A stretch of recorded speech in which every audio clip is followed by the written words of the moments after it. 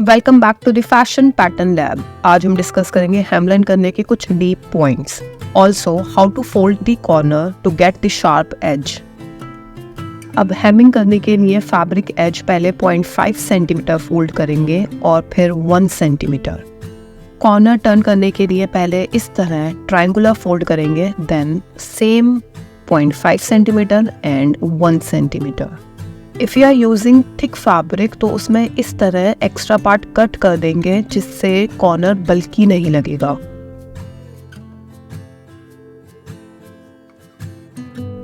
अब फोल्ड्स को होल्ड करने के लिए मैं फ्यूजिंग टेप यूज़ कर रही हूँ। आप पिन्स भी यूज़ कर सकते हैं, बट फ्यूजिंग टेप से थोड़ी स्टिफनेस आ जाती है। मैंने फ्यूजिंग टेप को सेंटर से कट करा टू मेक इट नैरो और अब फोल्ड के सेंटर में रखकर आयरन से पेस्ट कर दिया। ध्यान रहे आयरन डायरेक्ट टच नहीं करनी है फ्यूजिंग टेप पर, अदरवाइज आयरन प्लेट खराब हो जाएगी।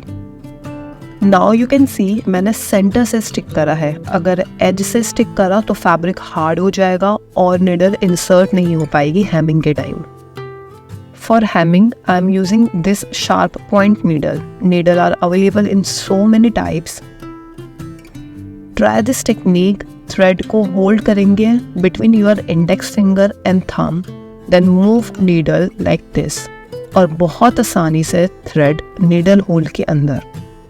Start the hemming stitch. सबसे पहले नॉट लगाएंगे। To create a knot simply pass the needle through the same hole 2-3 times.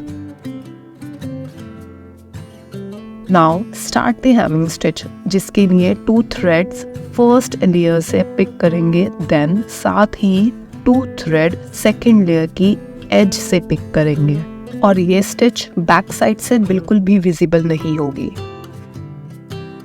Let's try one more stitch. This time I will secure the stitch with my thumb while pulling the thread to prevent it from breaking. As you reach the corner, insert and take out the needle from the corner. अब same Hamming stitch करके continue करेंगे। Last में lock करेंगे। Same whole से 2-3 बार needle निकालकर और फिर needle को इस तरह लेयर्स के बीच से निकालकर थ्रेड कट कर देंगे।